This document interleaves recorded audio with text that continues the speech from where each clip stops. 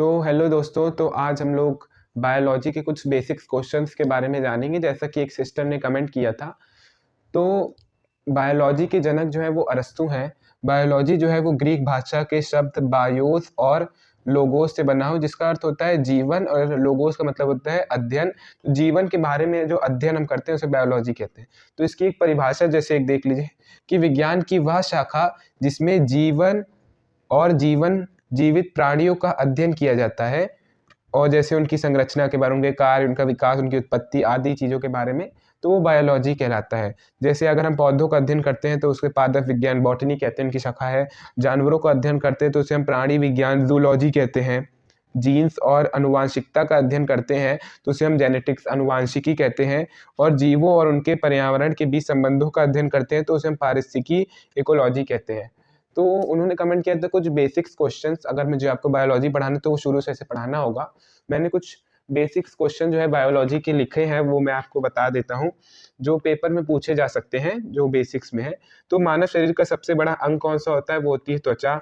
कोशिका की खोज किसने की थी? कोशिका की खोज रॉबर्ट हुक ने 1665 ईस्वी में की थी। यह ऐसे भी बन सकता है कि हमारे शरीर की सबसे छोटी जीवित इकाई कौन सी, तो उसे भी हम कोशिका कहते हैं।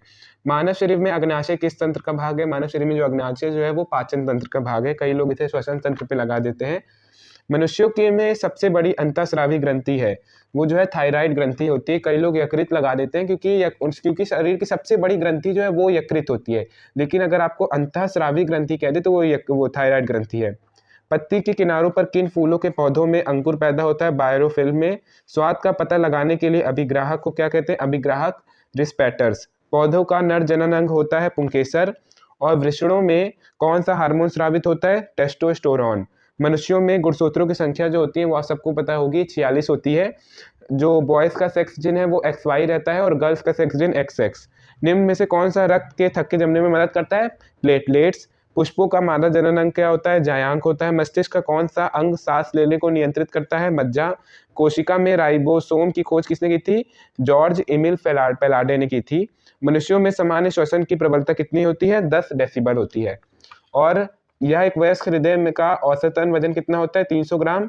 और प्रोटोप्लाज्म शब्द किसने गढ़ा? प्रोटोप्लाज्म शब्द जो ग्रीक शब्द जो है प्रोटो, जिसका अर्थ होता है पहले, और प्लाज्मा का अर्थ होता है गठित, इससे बना है, जिसको जोहान इवजेल्टिस पुरकिंजे ने रचा था।